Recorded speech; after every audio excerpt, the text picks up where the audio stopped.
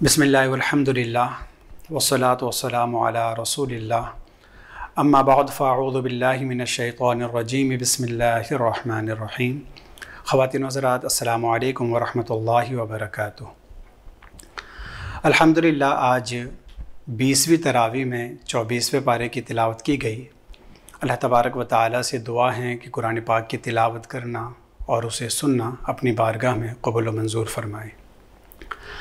आज के दरस कुरान में सूरह ज़ुमर की आयत नंबर 53 का इंतखाब किया गया है।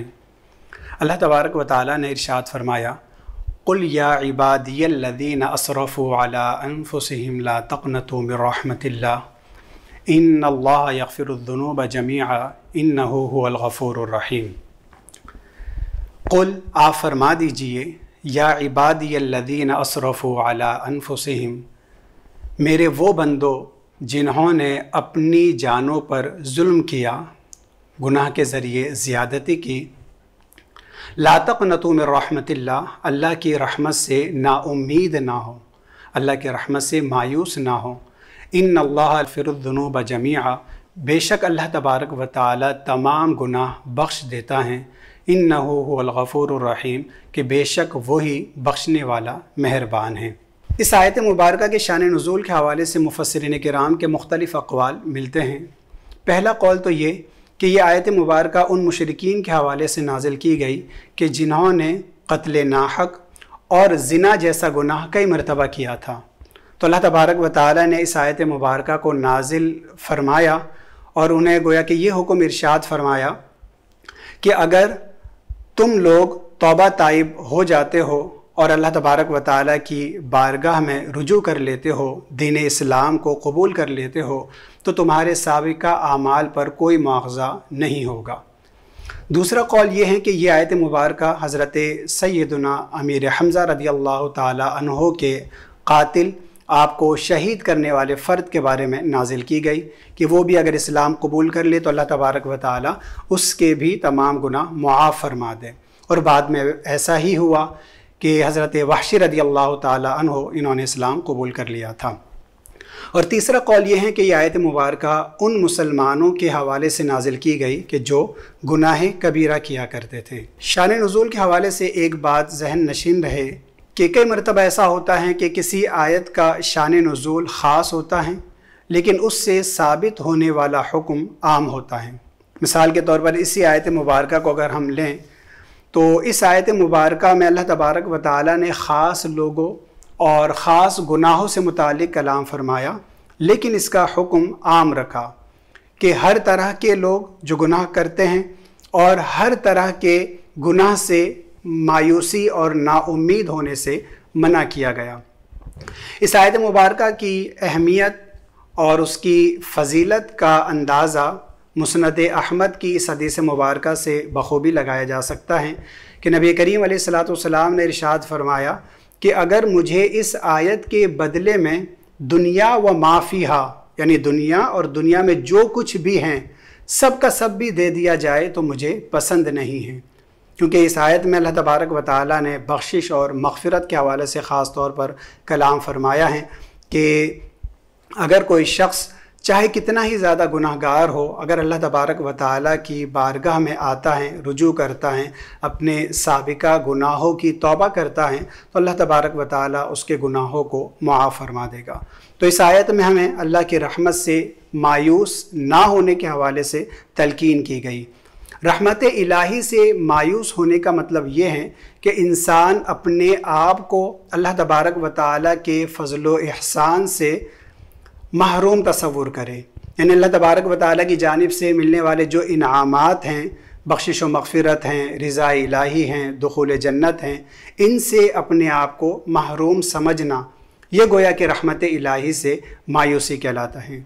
और इसका हुक्म कि अल्लाह तबारक व तआला की रहमत से मायूस हो जाना और गुनाहों की तरफ चले जाना, यकीनन ये नाजायज़, हराम और गुनाह कबीरा हैं और बसा औकात तो ये इंसान को कुफ्र की तरफ भी ले जा सकता है। मसलन अगर कोई शख्स मुश्किलात में है, परेशानियों में है और अब अगर उसका ये अकीदा होता है कि अल्लाह तबारक व तआला मेरे अहवाल से लाइल्म हैं, मेरे हालात से वाकिफ़ नहीं हैं, बाखबर नहीं हैं, یا اللہ تبارک و تعالی میری ان مشکلات کو، پریشانیوں کو دور کرنے کی استطاعت نہیں رکھتا، قدرت نہیں رکھتا، قادر نہیں ہے بلکہ عاجز ہیں، یا اللہ تبارک و تعالی بخیل ہیں، مجھے میری دعاؤں کے بدلے میں نعمت عطا نہیں فرماتا۔ تو اب اگر کسی شخص نے اس طرح کے عقائد رکھیں تو یہ عقائد خود کفریہ ہیں، اور ان عقائد کی وجہ سے وہ مایوس ہوتا ہے تو یہ بھی یقیناً کفر میں ہی شمار کیا جائے گا۔ ہمارے یہاں لوگ بہت زیادہ جلدی مایوس ہو جاتے ہیں۔ اگر ہم اس کی مثال لیں دعا کے حوالے سے، کہ اگر کسی شخص نے چند ایک مرتبہ دعا کی، کئی مرتبہ اس نے دعا کی اور اس کی دعا قبول نہ ہوئی تو فوراً وہ مایوس ہو جاتا ہے، اللہ تبارک و تعالیٰ کی رحمت سے نا امید ہو جاتا ہے، بلکہ بسا اوقات وہ دعائیں کرنا چھوڑ دیتا ہے۔ حالانکہ دعا کرنے کے کچھ آداب ہوتے ہیں، کچھ شرائط ہوتی ہیں، دعا کے قبول نہ ہونے کے کچھ اسباب ہوتے ہیں، تو انسان ان کی طرف توجہ بالکل بھی نہیں رکھتا، بس دعائیں کی، دعا قبول نہ ہوئی تو مایوس ہو گیا، نا امید ہو گیا۔ حالانکہ ترمذی شریف کی حدیث مبارکہ کے مطابق دیکھا جائے تو جب انسان دعا کرتا ہے تو اس کے معال اور نتیجے کے اعتبار سے ممکنہ 3 صورتیں ہو سکتی ہیں۔ پہلی صورت تو یہ ہے کہ جو اس نے دعا کی ہیں اللہ تبارک و تعالیٰ اس کی دعا قبول فرمائے، اسے اپنی مطلوبہ شے مل جائے۔ دوسری صورت یہ ہے کہ اللہ تبارک و تعالیٰ اس دعا کی برکت سے اس کے گناہ معاف فرما دیتا ہے۔ اور تیسری صورت یہ ہے کہ اس دعا کی برکت سے اللہ تبارک و تعالیٰ اس کے لیے نیکیوں کو جمع فرما دیتا ہے۔ یعنی بروز قیامت جب انسان اپنے نامہ اعمال میں مختلف نیکیاں دیکھے گا تو اللہ تبارک و تعالیٰ سے عرض کرے گا کہ یا اللہ یہ کون سی نیکیاں ہیں، یہ کون سے نیک اعمال ہیں، یہ تو میں نے نہیں کیے، یہ تو مجھے یاد نہیں ہیں۔ تو اس وقت اسے بتایا جائے گا کہ دنیا میں جو تم نے دعائیں کی تھی اور اس وقت جو دعائیں قبول نہیں ہوئی تھی یہ ان کا بدل ہیں، ان دعاؤں کو نیکیوں کی صورت میں تمہارے نامہ اعمال میں رکھ دیا گیا ہے۔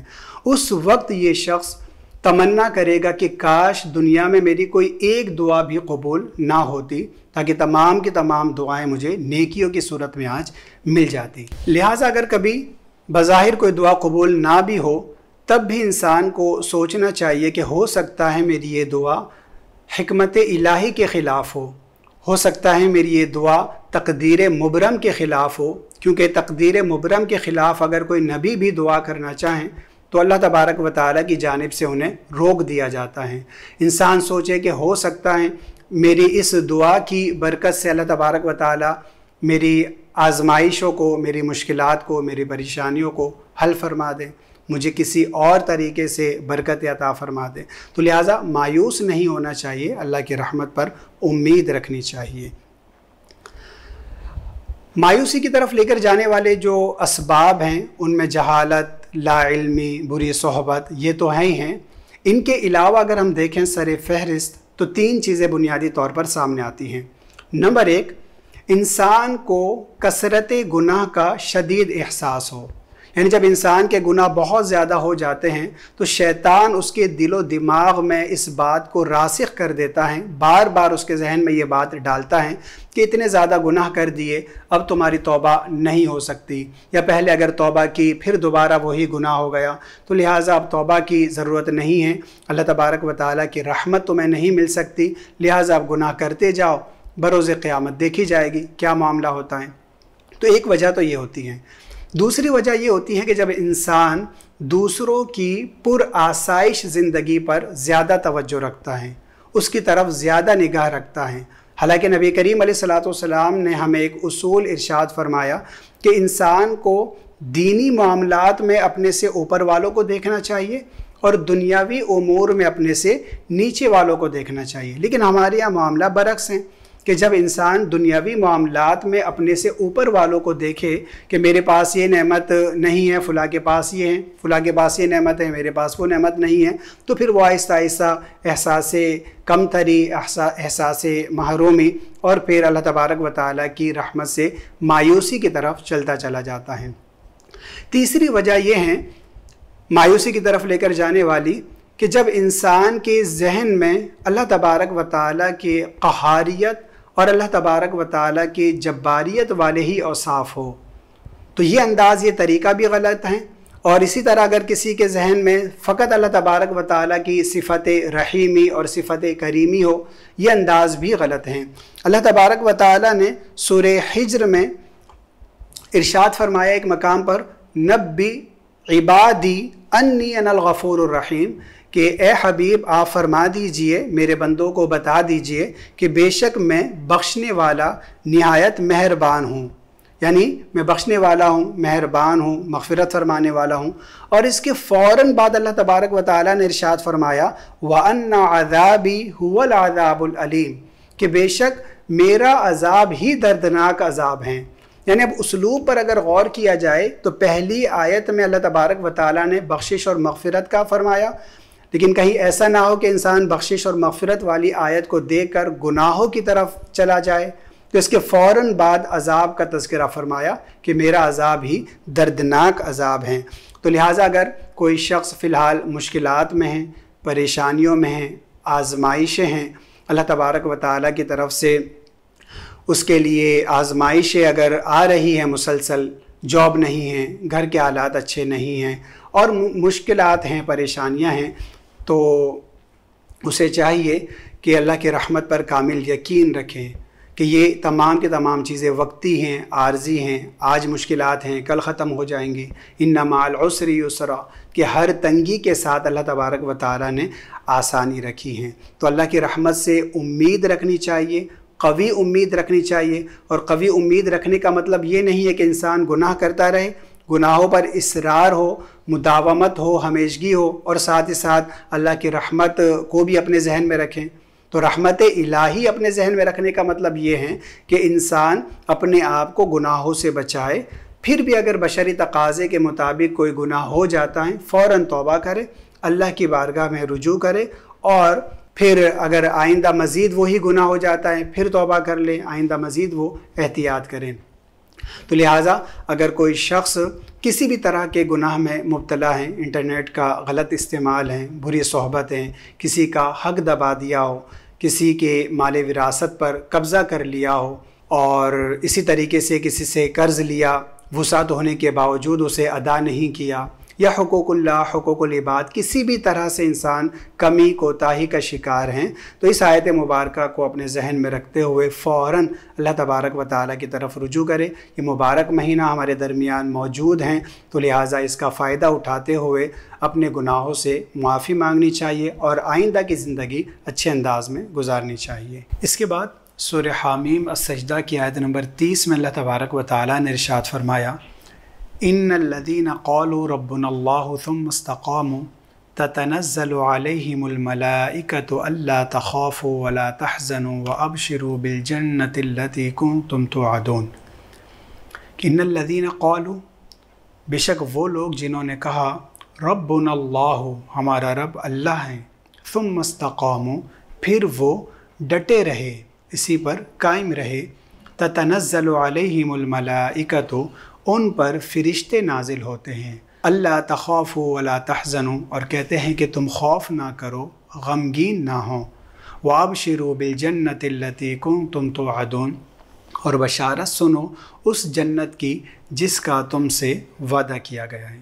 تو اللہ تبارک و تعالیٰ نے اس آیت مبارکہ میں ان لوگوں کی تحسین فرمائی اور آگے ان کے لیے انعامات بیان فرمائے جنہوں نے کہا ہمارا رب اللہ ہے، اور پھر وہ اسی عقیدے پر قائم رہے، ڈٹے رہے، جمے رہے مضبوطی سے۔ لیکن اس کا ہرگز یہ مطلب نہیں ہے کہ فقط زبان سے ربنا اللہ کہہ دینا کافی ہے، صرف زبان سے ہمارا رب اللہ ہے یہ کہنا کافی نہیں ہے، بلکہ اس کا مطلب یہ ہے کہ اللہ تبارک و تعالیٰ کی وحدانیت کا اقرار کر لینے کے بعد تا دم مرگ انسان اسی عقیدے پر قائم رہے اور نبی کریم علیہ الصلوۃ والسلام کی شریعت پر استقامت سے عمل کرتا رہے، تو اس کے لیے یہ انعامات بیان کیے جا رہے ہیں۔ تفسیر خازن میں اقوال خلفائے راشدین کی روشنی میں جو استقامت کا معنی اور مفہوم بیان کیا گیا وہ یہ ہے کہ بندہ اوامر کے ارتکاب اور نواہی سے اجتناب پر قائم رہے، یعنی اللہ تبارک و تعالیٰ کی جانب سے جو احکامات ہیں، کرنے والے جو حکم دیے گئے ہیں ان پر عمل کرتا رہے، اور جن چیزوں سے منع کیا گیا ان سے اپنے آپ کو بچاتا رہے۔ یقیناً نیک اعمال پر استقامت اختیار کرنا ایک مشکل ترین معاملہ ہے، اس لیے کہا جاتا ہے الاستقامت فوق الکرامتی، یعنی استقامت کرامت سے بڑھ کر ہے۔ بلکہ اس کی اہمیت کا اندازہ سورہ ہود کی آیت نمبر 112 سے بخوبی لگایا جا سکتا ہے، جس میں اللہ تبارک و تعالیٰ نے ارشاد فرمایا فاستقم کما امرت، کہ اے حبیب آپ استقامت اختیار کریں جیسا کہ آپ کو حکم دیا گیا، یعنی اپنے رب کے دین پر عمل کرنے اور اس کی دعوت کو عام کرنے کے سلسلے میں جیسے آپ کو حکم دیا گیا اسی پر آپ استقامت پذیر رہیں۔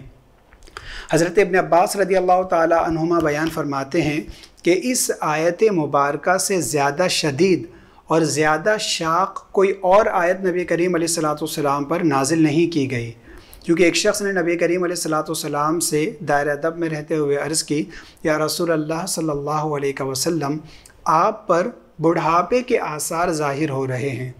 آپ علیہ الصلوۃ والسلام نے فرمایا، جی ہاں، مجھے سورہ ہود اور اس طرح کی دیگر صورتوں نے بوڑھا کر دیا۔ تو یقیناً استقامت، نیک اعمال پر استقامت اختیار کرنا مشکل ہے۔ ہمارے یہاں ہمیں استقامت نظر تو آتی ہیں، لیکن گناہ والے کاموں میں، نافرمانی والے کاموں میں، شریعت کی خلاف ورزی کرنے والے کاموں میں استقامت نظر آتی ہیں۔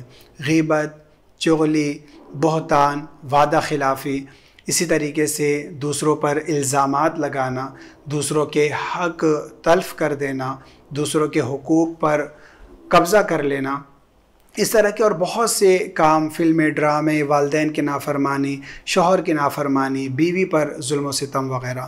تو ہمیں ان چیزوں پر استقامت اختیار نہیں کرنی، بلکہ نیک اعمال پر استقامت اختیار کرنی ہے۔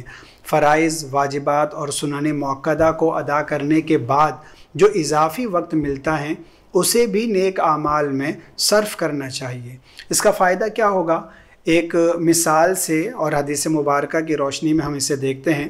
مثلا ایک شخص کی عادت تھی کہ وہ روزانہ سونے سے پہلے 10 رکعت نوافل ادا کیا کرتا، 100 مرتبہ نبی کریم علیہ الصلوۃ والسلام پر درود پاک کا نذرانہ پیش کرتا، اور رات میں تہجد کے وقت اٹھ کر نماز تہجد ادا کیا کرتا۔ پھر اتفاق سے وہ شخص بیمار ہو جاتا ہے یا وہ جائز سفر اختیار کرتا ہے، تو جو کام، جو اضافی نیک کام وہ پہلے کرتا تھا اب وہ نہیں کر پا رہا۔ تو نبی کریم علیہ الصلوۃ والسلام کے فرمان کے مطابق اسے اس بیماری کی حالت میں اور اس سفر کی حالت میں ان تمام نیک کاموں کا اجر دیا جائے گا، ثواب دیا جائے گا، جو وہ حالت صحت میں اور حالت اقامت میں کیا کرتا تھا۔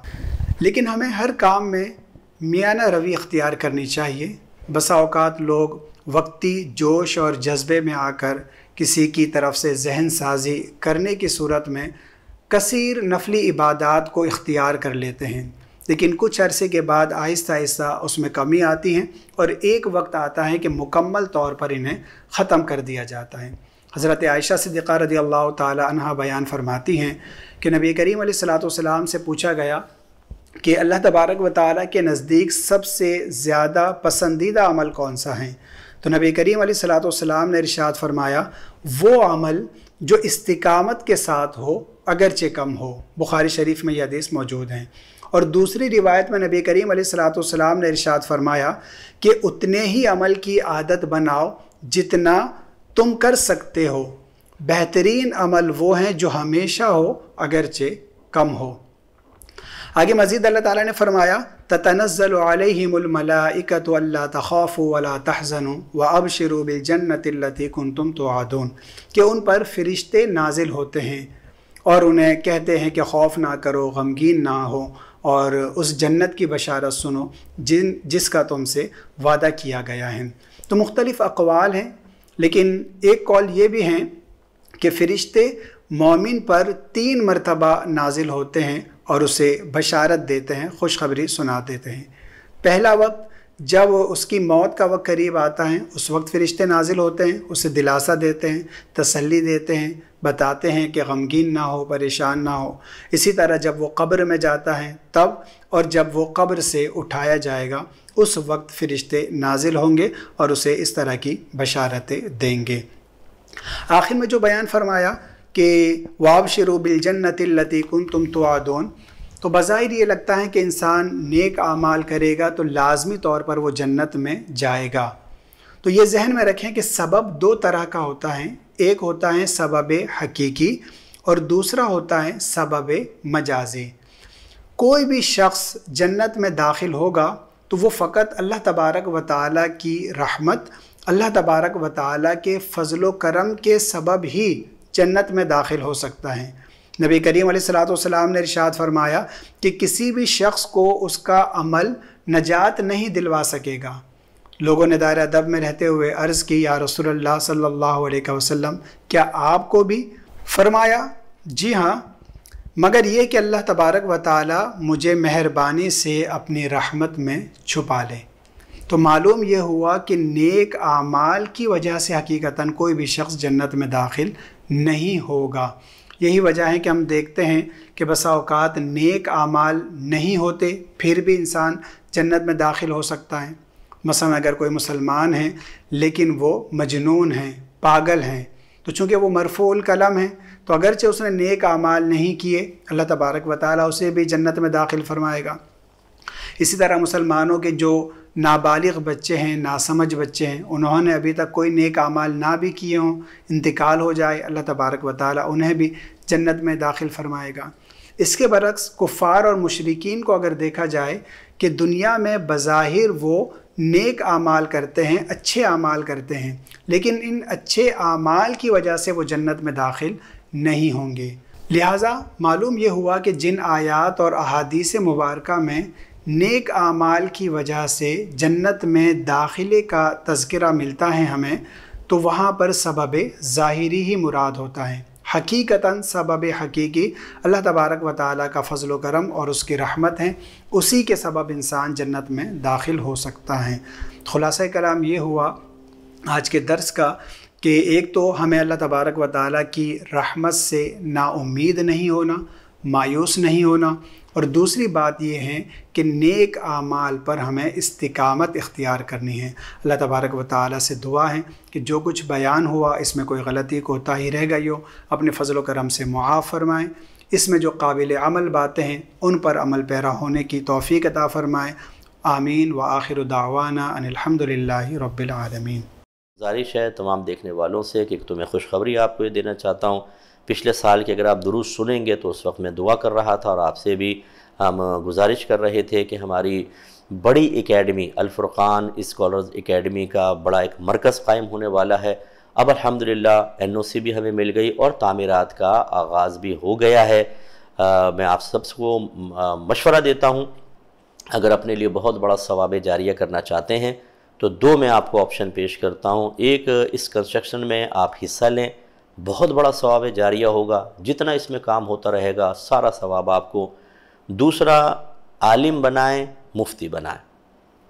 آپ ایک عالم کی، ایک مفتی کی کفالت کریں، اس کا ماہانہ اخراجات، سالانہ اخراجات، جتنا ہمارے یہاں 6 ایئرس کا کورس ہوتا ہے اس بچے کی آپ کفالت کریں، وہ عالم بنے گا، مفتی بنے گا، وہ استاد بنے گا، کتابیں لکھے گا، فتوے لکھے گا، تدریس کرے گا، اور عالم اور مفتی بنائے گا، بیانات کرے گا، اصلاح کرے گا، لوگوں کو اچھے مشورے دے گا، ان سب کا ثواب آپ کے نامہ اعمال میں لکھا جائے گا۔ تو یہ ضرور آپ ثواب جاریہ کریں۔ اس کے علاوہ میری گزارش ہے کہ ہماری اکیڈمی الفرقان اسکالرز اکیڈمی میں مختلف کورسز ہوتے ہیں۔ فرض علوم کورس کریں، اس کے علاوہ اگر شارٹ کورسز کرنے ہیں، گروپ میں کرنے ہیں، وہ ہم آپ کو پرووائڈ کر سکتے ہیں۔ اگر آپ نے انڈیویجولی طور پر، انفرادی طور پر ٹیچر کو آپ چاہتے ہیں کہ آپ اس کے ساتھ انوالو ہوں، وہ ہم ٹیچر بھی آپ کو دے دیں گے۔ میل اینڈ فیمیل دونوں کے لیے سہولت موجود ہے۔ اردو میں کرنا چاہتے ہیں، انگلش میں کرنا چاہتے ہیں، یہ بھی ہم آپ کو ٹیچرز پرووائڈ کر سکتے ہیں۔ ضرور قریب آئیے اور علم بڑھائیں، جہالت کا خاتمہ کریں، اپنی آنے والی نسلوں کے بارے میں سوچیں۔ الحمدللہ رب العالمین والصلاة والسلام علی سید الانبیاء والمرسلین، اما بعد فاعوذ باللہ من الشیطان الرجیم، بسم اللہ الرحمن الرحیم۔ آج انشاءاللہ سورہ زمر کی 54ویں آیت سے انشاءاللہ ہم کلام اللہ تعالیٰ کے کلام پر درس کا آغاز کریں گے، اور انشاءاللہ عز و جل یہ تقریباً 61 نمبر آیت تک کلام ہوگا۔ اللہ تعالیٰ فرماتا ہے، اس میں بندوں کو مخاطب کیا، اور اس کا خلاصہ یہ ہے ان آیات کا کہ اللہ نے اطاعت کی ترغیب دی ہے، اور اگر نہیں کریں گے تو پھر اچانک اللہ کا عذاب یا قیامت سے اللہ نے ڈرایا ہے، اور پھر میدان محشر کی ایک منظر کشی کی ہے کہ جو اطاعت کریں گے وہ راحت پائیں گے، اور جنہوں نے اطاعت نہیں کی تھی وہ ان کا پچھتانا اور ان کا انجام ذکر کیا گیا ہے۔ اللہ تعالیٰ فرماتا ہے وَأَنِيبُوا إِلَىٰ رَبِّكُمْ، اے لوگو تم اپنے رب کی طرف رجوع کرو، وَأَسْلِمُوا لَهُ، اور اس کے لیے سروں کو جھکا دو، مِن قَبْلِ أَن يَأْتِيَكُمُ الْعَذَابُ ثُمَّ لَا تُنصَرُونَ، اس سے پہلے کہ آ جائے تمہارے پاس اللہ کا عذاب اور پھر تمہاری مدد نہ کی جائے۔ وَأَنِيبُوا إِلَىٰ رَبِّكُمْ، اللہ کی طرف رجوع کرو، اگر یہ کفار سے خطاب ہو تو اس کا مطلب یہ ہے کہ اسلام لاؤ، شرک کو چھوڑ دو، کفر کو چھوڑ دو، اسلام میں داخل ہو جاؤ۔ اور مسلمانوں کو اگر اس کا مخاطب مانا جائے تو اس کا مطلب یہ ہے کہ نفس و شیطان کی غلامی کو چھوڑ دو، دنیا کی طرف پاگلوں کی طرف بھاگنا چھوڑ دو کہ جو تمہیں گناہوں کی طرف، نافرمانی کی طرف، غفلت کی طرف لے کر جا رہی ہے۔ مخلوق سے ایسے تعلقات کو چھوڑ دو کہ جو تمہیں کسی گناہ اور نافرمانی کی طرف لے کر جا رہے ہیں، بلکہ اپنے رب کی طرف رجوع کرو۔ رب کی طرف رجوع کرنے کا مطلب اللہ تبارک و تعالیٰ کے دین کو سیکھو، اس کے تقاضے کے مطابق عمل کرنے کی طرف آؤ۔ تو پہلی چیز آپ کو مجھے غور کرنا چاہیے، اب کافر تو سنیں نہ سنیں، لیکن ایک مسلمان کو توجہ کرنی چاہیے کہ کیا ہم یہ کر رہے ہیں اللہ تبارک و تعالیٰ کے اس حکم پر عمل پیرا ہیں؟ تو اگر غور کریں گے تو ہم ہر چیز میں سے حصہ لینا چاہتے ہیں، معذرت کے ساتھ ہم چاہتے ہیں شیطان کی بھی مان لیں، کچھ رحمان کی بھی مان لیں، اگرچہ ریشو دیکھیں تو شیطان کی اطاعت کا زیادہ ہوگا، اللہ رسول کی ماننے کا کم ہوگا۔ اسی طرح نیک لوگوں کی بھی کچھ بات مان لیں لیکن نفس کی بھی مان لیں، ایسے دینداروں کی بھی مان لیں گے لیکن گناہ گاروں کی زیادہ مانیں گے، آخرت پہ بھی توجہ کریں گے لیکن دنیا کو زیادہ اہمیت دیں گے۔ اس کا نتیجہ نکلتا ہے کہ کچھ کام ہمارے 24 گھنٹے میں شیطان کو خوش کرنے کے لیے ہوتے ہیں، کچھ نفس کے لیے ہوتے ہیں، کچھ ہم مخلوق کو راضی کرنے کے چکر میں ہوتے ہیں، کچھ دنیا کو حاصل کرنا چاہتے ہیں۔ دنیا سے میری مراد ہر وہ چیز کہ جو ہمیں اللہ کی یاد سے غافل کر دے۔ اللہ کی یاد سے غافل ہونے کا مطلب کسی گناہ میں لگا دے یا عبادات کے ترک کی طرف لے جائے، خطاؤں کی طرف لے جائے۔ ایسی دنیا، اس میں کھیل بھی آ سکتا ہے، گھومنا پھرنا اور گیمنگ وغیرہ دیگر چیزیں جن کا تعلق دنیا کے ساتھ ہوتا ہے، غافل کر دینے والی چیزوں کے ساتھ۔ تو اب اگر ہم اپنا احتساب کرتے ہیں تو آپ کو مسلمانوں کی اکثریت ایسی ہی نظر آئے گی۔ آج کل سوشل میڈیا دیکھ لیں، اگر ایک ٹک ٹاک پر چلا گیا کوئی تو 1.5-2 گھنٹے تو ویسے نکل جاتے ہیں۔ فیس بک پر بیٹھ کر الٹی سیدھی چیٹ کرنا، یوٹیوب پہ چلے گئے تو پھر سب اس میں لگ گئے ہیں، انسٹاگرام، واٹس ایپ، یعنی کس قدر دنیا نے ہمیں گھیر لیا ہے اور پھر حرام کی طرف بڑھ رہے ہیں۔ حفظ نفس حاصل ہونا چاہیے، وقت اچھا پاس ہونا چاہیے، نفس خوش ہو جائے، شیطان راضی ہو جائے، اگرچہ راضی کرنے کا ارادہ نہیں ہوتا لیکن جو ہم عمل کر رہے ہیں، جو اتنے خراب غلیظ قسم کے عمل کر رہے ہیں، اس سے رحمان تو راضی نہیں ہوگا، شیطان ہی راضی ہوگا۔ تو اللہ تعالیٰ تو فرما رہا ہے کہ اللہ کی طرف رجوع کرو، اور ہم اللہ کی بارگاہ سے بھاگ رہے ہیں۔ پھر اللہ نے فرمایا وَأَسْلِمُوا لَهُ، اور اس کے لیے سروں کو جھکا دو، اطاعت کی طرف آ جاؤ، فرما برداری کی طرف آ جاؤ۔ لیکن اس میں بھی ہماری بڑی کوتاہی ہے، کافر آ نہیں رہا، وہ تو اپنے مذہب میں ڈٹا ہوا ہے، اور اب صورتحال یہ ہے کہ ہر ایک نے اپنے مذہب میں لوگوں کو چاہا ہے کہ وہ اس کے ساتھ مضبوطی کے ساتھ جم جائے اور دوسرے مذہب سے نفرت پیدا کرے۔ ایسا ہو رہا ہے، لیکن جس کو اللہ مسلمان کرنا چاہے کوئی روک نہیں سکتا اس کو۔ تو سر جھکانا غیر مسلم کے لیے تو یہ ہے کہ وہ اطاعت کرے اور کہنا مانے، اس شرک اور کفر کو چھوڑے اور پھر اسلام میں داخل ہو کر اطاعت کرے۔ اور ہمارے لیے یہ ہے سر جھکانے کا مطلب کہ اللہ اس کے رسول کے احکامات پر عمل کرے، اور اس کے لیے یقینی سی بات ہے پہلے احکامات سیکھے جائیں گے تاکہ ہمیں پتہ چلے کہ یہ احکامات ہیں، پھر اس پر عمل کرنے کے لیے ہمت پیدا کی جائے گی۔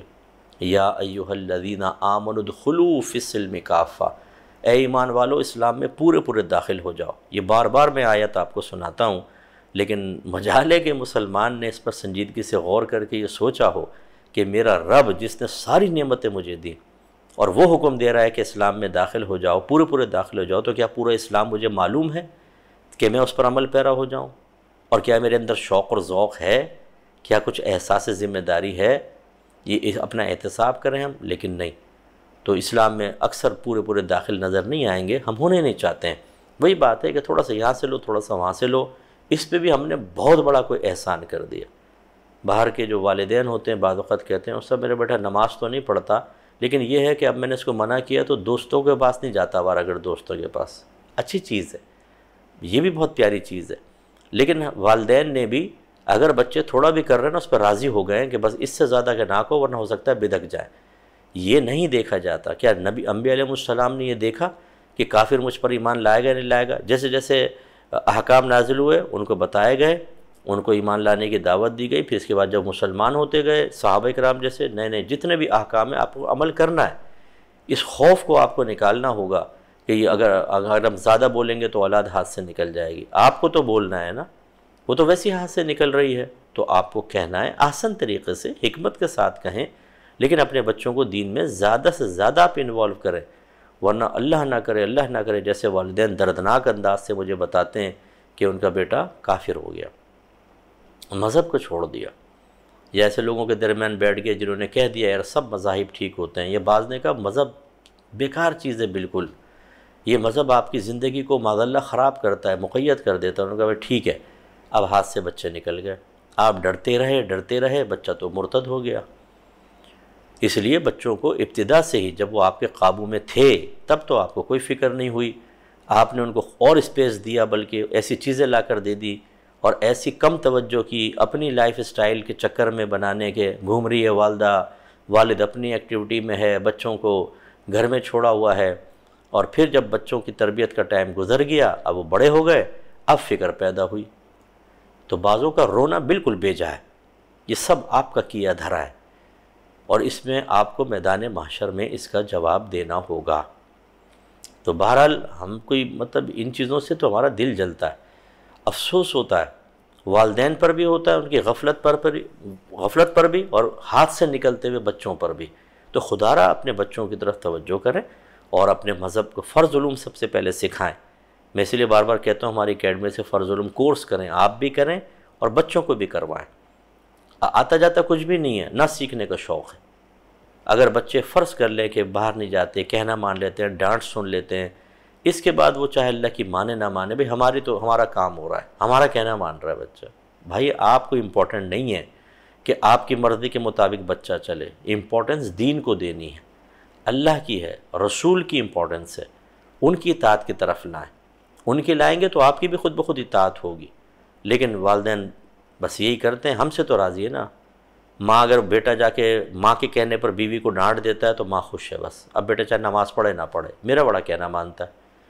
تو میدان محشر میں کیا صرف یہ آپ کے کہنے پر بیوی کو ڈانٹنے کی وجہ سے نجات پا جائے گا وہ؟ سوچئے ذرا۔ تو یہ ہمارے یہاں بڑی خرابی ہے۔ اچھا یہ مت سمجھیے گا کہ یہ باہر ہی ایسا ہو رہا ہے، ہمارے پاکستان میں کیا کم ہے؟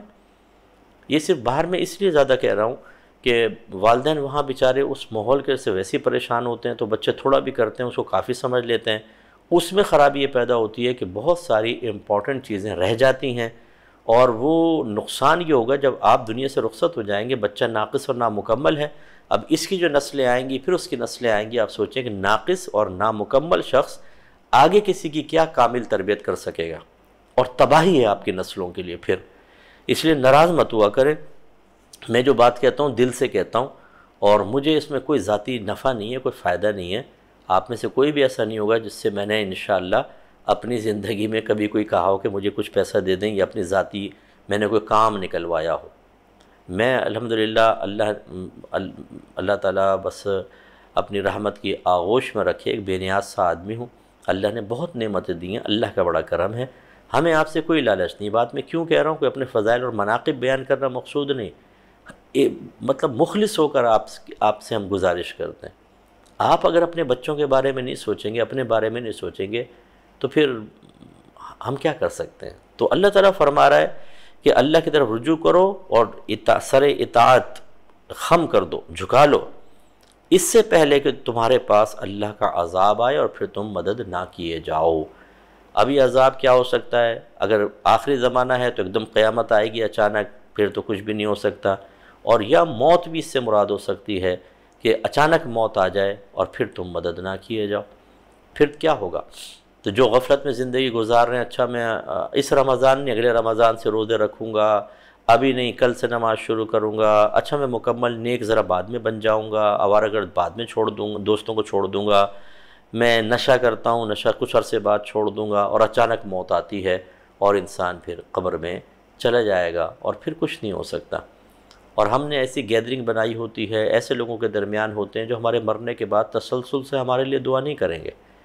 میں اکثر سوچ اور فکر دینے کے لیے کہتا ہوں، جتنے مجھے سن رہے ہیں آپ میں سے بہت سارے ایسے ہوں گے جنہوں نے اپنے کئی رشتہ داروں کے لیے سالوں سے دعا نہیں کی ہوگی۔ بہت ہی کوئی کلوز ہوتا ہے اس کے لیے نکل جاتی ہے دعا، باقی کو تو ہم بھول بھال جاتے ہیں۔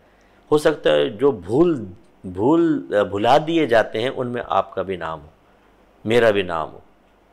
میں اگرچہ معروف آدمی ہوں، لوگ مجھے جانتے ہیں، محبت بھی بہت کرتے ہیں، لیکن میں اپنی سوچ آپ کو بتا رہا ہوں، جو اللہ کا کمال ہے اس نے مجھے سوچ دی ہے کہ میں نہیں سوچتا ہوں کہ یہ دعا کر دے گا، فلاں دعا کر دے گا، فلاں دعا کر دے گا، بلکہ میں کہتا ہوں کہ کسی کا محتاج ہونے سے بہتر یہ ہے کہ اپنے لیے بہت زیادہ ثواب جاریہ کر لو، کہ جب ہم قبر میں جائیں اگر سگی اولاد بھی فرض کر لیں دعا نہ کرے تو پھر آدمی کے لیے راحت ہی راحت ہے، اس کے لیے تو ثواب جاریہ انعام ملے گا۔ اگرچہ میرے بچے ماشاءاللہ نیک ہیں، وہ عالم ہیں، وہ پڑھاتے بھی ہیں میری اکیڈمی کے اندر، 2 بچے بڑے جو میرے ہیں، تو لیکن اس کے باوجود میری سوچ یہ ہے، میں سمجھتا ہوں کوئی بھی نہیں ہے میرا، اب مجھے اپنے لیے کرنا ہے، جب کرنا ہے تو کرنا ہے، پھر اس کے لیے ثواب جاریہ اور سوچ اپنی بناتے ہیں کہ زیادہ سے زیادہ ثواب کا ذریعہ رہے، اور یہ نہیں کہ زندگی میں بلکہ مرنے کے بعد بھی میٹر چلتا رہے۔ اسی لیے میں آپ بہن بھائیوں سے بھی گزارش کرتا ہوں کہ الفرقان اسکالرز اکیڈمی کے ساتھ آپ مالی تعاون جاری کریں، تو آپ کے لیے جیسے کنسٹرکشن کا کام ہے بڑی اکیڈمی کا، وہ ثواب جاریہ، کتابیں وغیرہ چھپتی ہیں اس میں آپ پیسہ ملا سکتے ہیں، اس میں ثواب جاریہ۔ جیسے میں ترجمہ قرآن پہ کام کر رہا ہوں، یہ میں نے تقریباً 23 سال کی مدت میں کمپلیٹ کیا ہے، اور لیکن جو بھی 23 سال پہلے میرا پہلا سپارہ جیسے میں نے تھا اس کو اب میں دیکھتا ہوں تو وہ اس میں کچھ باتوں میں اضافہ ہونا چاہیے۔ 23 سال پہلے کی سوچ اور اب کی سوچ میں زمین آسمان کا فرق ہے، تو انشاءاللہ وہ میں فائنل کر رہا ہوں، پھر وہ چھپے گا انشاءاللہ، اور وہ ترجمہ میرے خیال میں بہت اچھا ترجمہ ہوگا۔ اس میں جیسے آپ کر لیں، یا عالم مفتی کی کفالت کے میں آپ کو کہتا رہتا ہوں، اپنے لیے خود کریں۔ اچانک اگر موت آ گئی، اطاعت ہم نے نہیں کی، فرما برداری ہم نے نہیں کی، شرعی احکام سیکھنے کا ٹائم ہمارے پاس نہیں تھا، کبھی یہاں چلے گئے، وہاں بیٹھ گئے، یہ کام کر لیا، دنیا کے اندر لگ گئے، اچانک موت آئی تو پھر حسرت ہوگی، جس کا ذکر کافر کے حق میں اللہ نے آگے بیان بھی فرمایا ہے۔ پھر اللہ تعالیٰ ارشاد فرماتا ہے کہ وَاتَّبِعُوا أَحْسَنَ مَا أُنزِلَ إِلَيْكُم مِّن رَبِّكُم، اور تم پیروی کرو، حکم مانو اس اچھی چیز کی جو نازل کی گئی تمہاری طرف تمہارے رب کی طرف سے۔ اس سے مراد قرآن ہے اور نبی کریم صلی اللہ علیہ وسلم کی حدیثیں، کہ وہ بھی ایک وحی الہی کی صورت ہوتی ہے، تو اللہ تعالیٰ فرماتے ہیں اس کی پیروی کرو۔ من قبل ان یأتیکم العذاب بغتۃ وانتم لا تشعرون، اس سے قبل کہ آ جائے تمہارے پاس عذاب اچانک، اس حال میں کہ تمہیں شعور بھی نہ ہو۔ تو یہ کافر کے لیے بھی ہو سکتی ہے، اگر اس کا مخاطب کافر کو بنایا جائے تو اس کا مطلب یہ ہے کہ قرآن پر ایمان لے کر آؤ، رسول پر ایمان لے کر آؤ، اس سے پہلے کہ اللہ کا عذاب یعنی قیامت قائم ہو جائے۔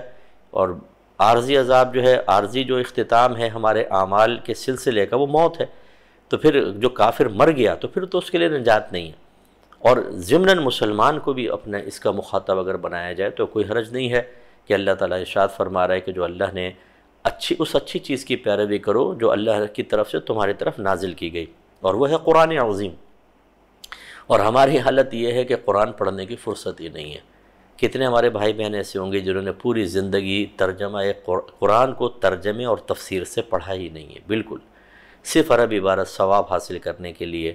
اگرچہ آپ بغیر سمجھے بھی پڑھیں گے ثواب آپ کو ملے گا، اس کا انکار نہیں ہے، لیکن قرآن پاک اس لیے نازل ہوا تھا کہ اس کو ترجمے سے پڑھیں، تفسیر سے پڑھیں، تاکہ مقصود الہی سمجھ میں آئے، پھر آنکھیں بند کر کے غور کریں۔ ہر آیت ایک تقاضا کر رہی ہوتی ہے، اس تقاضے کو پورا کریں۔ اگر کوئی احتساب کی بات ہے تو اپنا احتساب کریں، کیا یہ برائی جو قرآن میں بیان ہوئی مجھ میں ہے کہ نہیں ہے تو دور کریں، اچھائی بیان ہوئی تو میری ذات میں ہے کہ نہیں ہے تو پیدا کریں۔ اس طریقے سے جب فیض قرآن حاصل ہوگا تو زندگیوں میں انقلابی تبدیلی آتی ہے، جیسے صحابہ کرام کی زندگیوں میں آئی۔ اب یہاں صورتحال یہ ہے کہ اللہ تو فرما رہا ہے کہ جو قرآن نازل ہوا اس کی اتباع کرو، یعنی اس کا حکم مانو، اور ہمارے پاس تو اتنی بھی معلومات نہیں ہے کہ اس قرآن میں کیا بیان ہوا ہے۔ اس لیے میں آپ سے کہتا ہوں کہ آپ یوٹیوب پہ جائیں، تدبر قرآن بائی مفتی اکمل لکھیں تو پوری تفسیر قرآن ہے، ایپیسوڈ 1 سے دیکھنا شروع کریں، آیات بھی آئیں گی، قرآن بھی سنیں، ترجمہ سنیں اور تفسیر۔ میں چونکہ عوامی آدمی ہوں تو جو عوامی ضرورت کی چیزیں وہ زیادہ بیان کی گئی ہیں، عقائد بھی بیان ہوا، سب کچھ، یہ سنیں ضرور، زندگی میں ایک بار کم از کم اس کو ختم کریں۔ اور اس سے پہلے کہ اللہ تعالیٰ فرما رہا ہے کہ اللہ کا عذاب اچانک آئے اور تمہیں شعور بھی نہ ہو، تو مسلمان کے لیے تو یہ ہے کہ وہی موت کو یاد کرے کہ اچانک اگر موت آ گئی تو پھر آپ کو ہمیں موقع نہیں مل سکے گا۔ اب اللہ تعالیٰ یہ کافر کی بارے میں آگے بیان فرما رہا ہے، لیکن مسلمان اب چونکہ یہ قرآن پہ غور و تفکر کرنے کا حکم ہے تو اس کا مطلب ضمناً مسلمان سے بھی کہا جا رہا ہے کہ ایسا نہ ہو کہ تم بھی اس طرح پچھتاؤ۔ تو کافر کیسے پچھتائے گا؟ اللہ تعالیٰ فرماتا ہے ان تقول نفس یا حسرتا علی ما فرطت فی جنب اللہ وان کنت لمن الساخرین، اس سے پہلے کہ کہے کوئی جان ہائے افسوس ان تمام امور پر، کاموں پر جو میں نے زیادتی کی اللہ تعالیٰ کی کے حکم میں، جو میں نے نافرمانیاں کی، اور یہ کہ میں مذاق اڑانے والوں میں سے تھا۔ یہ کافر کے بارے میں ہو سکتا ہے کہ وہ کفار مذاق اڑاتے تھے انبیاء علیہ السلام کا، اللہ تعالیٰ کے کلام کا۔ اب جب مریں گے اور وہاں پہنچیں گے، خصوصاً میدان محشر میں، کہ قبر میں تو ہے ہی عذاب، پھر میدان محشر میں ان کو وہ سارے وعدے یاد آئیں گے جو انبیاء علیہ السلام نے ان سے کیے تھے اور خبریں دی تھیں غیب کی۔ اب ان کو سب جب چیزوں کو سامنے دیکھ رہے ہوں گے تو ایسی حسرتیں پیدا ہوں گی، کاش میں اللہ کی احکام کے سلسلے میں نے زیادتی نہ کی ہوتی اور میں آیات کا مذاق اڑانے والا نہ ہوتا۔ او تقولا، یا کوئی جان یوں کہے لو ان اللہ ہدانی لکنت من المتقین، کہ کاش اللہ تعالیٰ مجھے ہدایت دے دیتا تو میں متقین میں سے ہو جاتا۔ بھائی ہدایت تو آپ کو دی گئی تھی، ہدایت کے مطلب رہنمائی کرنا، راہ دکھانا۔ انبیاء علیہ السلام بھیجے گئے، آسمانی کتابیں بھیجی گئیں، جیسے اب اس امت میں آپ دیکھ لیں نبی کریم صلی اللہ علیہ وسلم تشریف لائے، قرآن ہے، صحابہ کرام، اہل بیت اطہار، علماء ہیں، نیک لوگ ہیں۔ بعض لوگ کہتے ہیں کہ جی توفیق ہوگی نا پھر میں نماز پڑھ لوں گا۔ بھائی توفیق کا مطلب یہ ہوتا ہے کہ اسباب خیر کو کسی کی طرف متوجہ کر دینا۔ ہم جان بوجھ کے تمام چیزوں کو نظر انداز کر رہے ہوتے ہیں کیونکہ ہمیں عادت پڑ گئی اللہ کی نافرمانی کی، شیطان کی غلامی کی، نفس کی غلامی کی، مزوں کی، وقت ضائع کرنے کی، تو ہمارا دل بے چین ہو جاتا ہے۔ ہمیں نہ مت کر نصیحت ناصحہ، دل میرا گھبرائے ہے، اس کو دشمن جانوں ہوں جو مجھ کو سمجھائے ہے، تو ہمارا دل بے چین سا ہو جاتا ہے۔ لیکن دیکھیں اب وہ اللہ نے سارے اسباب دیے تھے، خود نہیں بنا، پھر کہتا ہے کاش اللہ نے مجھے ہدایت دی ہوتی تو میں متقین میں سے ہو جاتا۔ تو اس کا یہ کہنا بالکل بیکار اور بیہودہ ہے۔ کیا تمہیں اپنے اطراف کے اندر اطراف میں بہت سے لوگ ایسے نظر نہیں آئے تھے؟ جیسے مرد حضرات ہیں، نوجوانوں کی مثال لے لیں، یونیورسٹی میں، کالج میں، آفیسز میں ان کی داڑھی ہے، سب بیٹھے ہیں، وہ نماز پڑھ رہے ہیں، آپ کے سامنے اٹھ کے چلے جاتے ہیں، نماز پڑھتے ہیں، وہ گندی حرکتوں میں نہیں ہوتے۔ کیا یہ آپ کو سب نظر نہیں آ رہا تھا؟ ان کے لیے آسان تھا، آپ کے لیے بہت مشکل تھا۔ جیسے ہماری بہنیں غیبتیں، چغلیاں، لیگ پلنگ، بے پردگی، شوہر سے بدتمیزیاں، حالانکہ ان کے سامنے بہت ساری خواتین ایسی ہوں گی جو برقع بھی پہنتی ہیں، نقاب بھی کرتی ہیں، نماز بھی پڑھتی ہیں، غیبت چغلی سے بچتی ہیں، تو کون سا عذر اور کون سا بہانہ ہے آپ کے پاس؟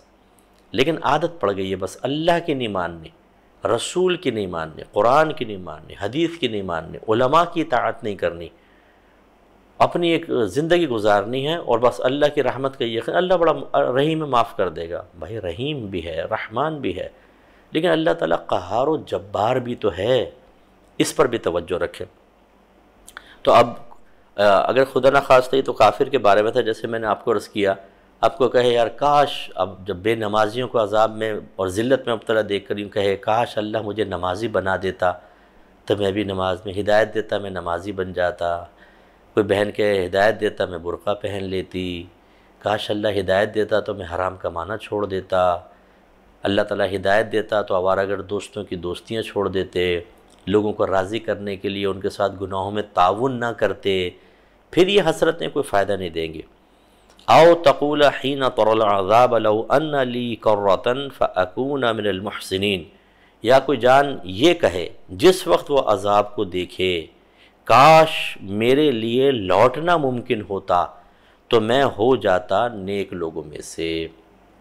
تو میرے مسلمان بھائی بہنوں، اس آیت سے ذرا درس حاصل کریں۔ ابھی تو نیک بننا ہمیں بعض اوقات ہم نفرت کرتے ہیں نیک بننے سے۔ نیک کا مطلب کون ہوتا ہے؟ کہ جس کا ظاہر شرع کے مطابق ہو، اس کے پاس علم دین ہو، اس کے تقاضے کے مطابق عمل کر رہا ہو، وہ صغیرہ کبیرہ ظاہری باطنی گناہ سے اپنے آپ کو بچاتا ہو، اور پھر بھی اگر بتقاضائے بشریت کو خطا ہو جائے تو فوراً توبہ کی طرف آتا ہو، اسے کہتے ہیں نیک۔ اور ہم نیک بننے کے لیے تیار نہیں ہیں۔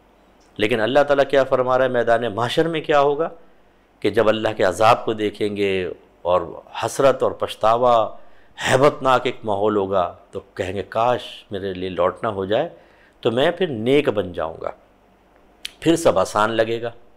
تو ہمارے یہاں ایسی ہوتا ہے کہ جب مصیبت آتی ہے نا تو پھر ہم بالکل انسان بن جاتے ہیں، اور اس سے پہلے ہم بڑے شیر ہوتے ہیں۔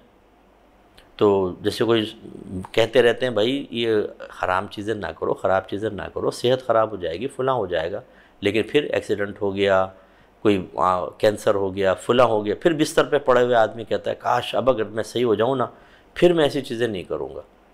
یہ دنیا میں بھی ہم دیکھیں کتنی حسرت اور پچھتاوا ہوتا ہے، اور آخرت میں۔ اور اللہ تعالیٰ فرماتا ہے کہ بلا، ہاں کیوں نہیں، قد جاءت کا آیاتی، بے شک آئیں تھی تیرے پاس میری آیات، فکذبت بہا، تو نے ان کو جھٹلا دیا تھا، واستکبرت، اور تو نے تکبر کیا تھا، وکنت من الکافرین، اور تو کافرین میں سے تھا، کفر کرنے والوں میں سے تھا۔ تو یہ تو جیسے میں نے کہا کافر کے بارے میں، لیکن ایک مسلمان کو بھی اس سے درس حاصل کرنا چاہیے۔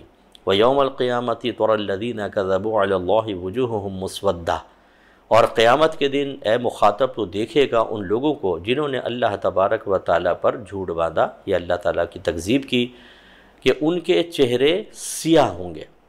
أَلَيْسَ فِي جَهَنَّمَ مَثْوًى لِلْمُتَكَبِّرِينَ، پھر اللہ تعالیٰ سوال فرماتا ہے کہ کیا تکبر کرنے والوں کے لیے جہنم میں ٹھکانہ نہیں ہے؟ تکبر کا مطلب کیا ہوتا ہے؟ اپنے آپ کو بڑا سمجھنا اور دوسرے کو حقیر سمجھنا۔ اس کی ایک قسم یہ ہوتی ہے کہ وہ کفار تکبر کرتے ہیں کہ وہ اللہ کو حقیر سمجھتے ہیں، رسولوں کو حقیر سمجھتے ہیں، آسمانی کتابوں کو حقیر سمجھتے ہیں اور اپنے آپ کو برتر، ہم اطاعت کریں۔ یہ بھی ایک تکبر کی قسم ہے۔ ایک اس سے نچلے درجے کی ہوتی ہے تو کفر ہی کفر ہے، اور ایک اس سے نچلے درجے کی ہوتی ہے کہ جو مسلمان تکبر کرتا ہے کہ وہ اللہ کی آیات کو، قرآن کو، حدیث کو، علماء کی باتوں کو اپنے حق میں معمولی سا سمجھتا ہے۔ اب اس میں دو ہوتے ہیں، بعض تو اظہار تکبر بھی کر دیتے ہیں، ابے ان مولویوں کے پیچھے کون چلے، ہمیں نہیں بیان کرو، تم نے اپنی خبر میں جانا، ہم نے اپنی خبر میں۔ یہ ہے تکبر کہ بڑا پن اور دوسرے کو حقیر سمجھنا۔ اور ایک ہوتا ہے کہ زبان سے ایسا نہیں کہتے، تھوڑا بہت ڈرتے ہیں لیکن ان کا عمل ظاہر کر رہا ہوتا ہے۔ نماز کو حقیر سمجھا تبھی تو چھوڑا نا، اگر اہمیت ہوتی تو کیوں نہیں پڑھتا وہ؟ علم دین کو حقیر سمجھا تبھی تو چھوڑا۔ ہماری بہنوں نے برقعے کو، شرم و حیا کو حقیر سمجھا تبھی تو اس کو دور کر دیا اپنے سے۔ تو اس لیے یہ تکبر مروانے والا ہے۔ تکبر کی یہ قسم بڑی خطرناک ہے جو اللہ کے، رسول کے، آسمانی کتابوں کے، اسلام کی، اسلامی تعلیمات کے، علماء کے خلاف ہوتی ہے، اور اللہ کی عبادات کے خلاف تکبر پیدا ہوتا ہے۔ یہ بڑا خطرناک ہے جس کا ذکر اللہ نے فرمایا۔ وَيُنَجِّ اللَّهُ الَّذِينَ اتَّقَوْا بِمَفَازَتِهِمْ لَا يَمُسُّهُمُ السُّوءُ وَلَا هُمْ يَحْزَنُونَ، اور نجات دے گا اللہ تبارک و تعالیٰ ان لوگوں کو جو صاحب تقوی ہوئے ان کی کامیابی کے ساتھ، نہیں چھوئے گی انہیں کوئی برائی۔ میدان معاشر میں نہ ذلت، رسوائی، پچھتاوا، گرمی، بھوک، پیاس، کچھ نہیں۔ پل صراط پہ کٹ کے جہنم میں گر جانا، نو۔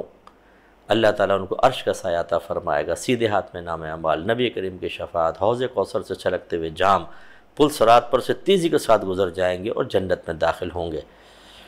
وَلَا هُمْ يَحْزَنُونَ، اور نہ وہ غمگین ہوں گے۔ یہ کون ہیں؟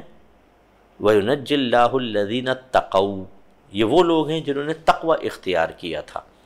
تقوی کا مطلب پرہیزگاری اختیار کی تھی، انہوں نے کفر سے بچے، شرک سے بچے، صغیرہ کبیرہ ظاہری باطنی گناہ سے بچے، جن کو دیکھ کر آج مسلمان ہنستا ہے، بھئی یار تو نے داڑھی رکھ لی، عورتیں مذاق اڑاتی ہیں، دیکھو یہ نہ غیبت کرے گی نہ چغلی کرے گی، برقعے پہنتی ہے، نقاب پہن کر آ جاتی ہے، نقلیں اتارتی ہیں، اگر کوئی مبلغ آتی ہے نا ان کو تو پھر ان کے جانے کے بعد ان کی نقلیں اتار کے ہنس کے لوٹ پوٹ ہو جاتی ہیں کہ فلاں بات کیسی کہتی ہے فلاں بات۔ یہ آپ کا ہنسنا آپ کو کتنے عرصے رلائے گا، اللہ نہ کرے کہ ایسا ہو۔ آپ بھی ہماری بہن ہیں، ہمارے بھائی ہیں، ہم تو نہیں چاہتے کہ ہمارا ایک بھی بھائی بہن نبی کریم کا ایک بھی امتی عذاب میں مبتلا ہو، کیونکہ یہ تو کنفرم ہے کہ اس سے میرے آقا کے قلب اطہر کو تکلیف پہنچے گی۔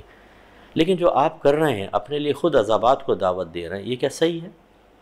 آفیسز میں دیکھ لیں، یونیورسٹیز میں دیکھ لیں، کالجز میں دیکھ لیں، کوئی بیچارہ داڑھی والا ہو، ٹوپی پہنتا ہے، نمازی ہے، مذاق اڑانا شروع کر دیں گے۔ یہ ان کے لیے آخرت میں انعام ہے، جب ان کو انعام مل رہا ہوگا، اگر خدا نہ کرے بے عمل رہنے والا محروم رہ گیا، اللہ نے اس کے لیے جہنم کا فیصلہ کر دیا، حسرت اس وقت ہوگی بہت زیادہ۔ اللہ تعالیٰ سے دعا ہے کہ اللہ تعالیٰ مجھ گناہگار کو بھی اور میرے جتنے بھائی بہن مجھے سن رہے ہیں ہم سب کو موت سے پہلے صاحب تقوی بن جانے کی توفیق عطا فرمائے۔ آمین وآخر دعوانا ان الحمدللہ رب العالمین۔ دعا کر لیتے ہیں۔ بسم اللہ الرحمن الرحیم، الحمدللہ رب العالمین والصلاة والسلام علی سید الانبیاء والمرسلین۔ یا ارحم الراحمین، یا ارحم الراحمین، یا ارحم الراحمین، اے مالک مولا ہم سب کا درس قرآن میں شرکت کرنا اپنی بارگاہ میں قبول و منظور فرما لے۔ اے اللہ ہم سب کے لیے دین پر چلنا آسان کر دے۔ مالک و مولا فرض علوم سیکھنے، اس کے تقاضے کے مطابق عمل کرنے کی توفیق عطا فرما۔ اے اللہ 24 گھنٹے میں جو کچھ کیا اس سلسلے میں اپنا احتساب روزانہ کرنے کی توفیق عطا فرما۔ اے مالک و مولا ہمیں گناہوں سے شدید نفرت عطا فرما، نیکیوں سے پیار عطا فرما دے۔ ہمارے لیے گناہ کرنا بے حد مشکل بنا دے، نیک عمل کرنا بے حد آسان فرما دے۔ اے اللہ ان شوہروں کو خاص طور پر ہدایت عطا فرما جو اپنی بیویوں کے صحیح حقوق ادا نہیں کر رہے، ان کی محبت میں خیانت کے مرتکب ہوتے ہوئے اور عورتوں کی طرف مائل ہیں، غیر عورتوں کی طرف، اور بیوی کا حق ادا نہیں کر رہے، ان کی طرف توجہ ختم کر دی۔ اے اللہ ہماری ان بہنوں کو بھی ہدایت عطا فرما جو شوہر کی امانت میں کسی بھی طرح خیانت کی مرتکبہ ہو رہی ہیں۔ اے اللہ تعالی ہمارے جتنے بے نمازی ہیں ان کو نمازی بنا دے، گالی دینے والوں کی زبان سے گالیاں دور کر دے، ان کے زبان پر ذکر الہی جاری فرما دے۔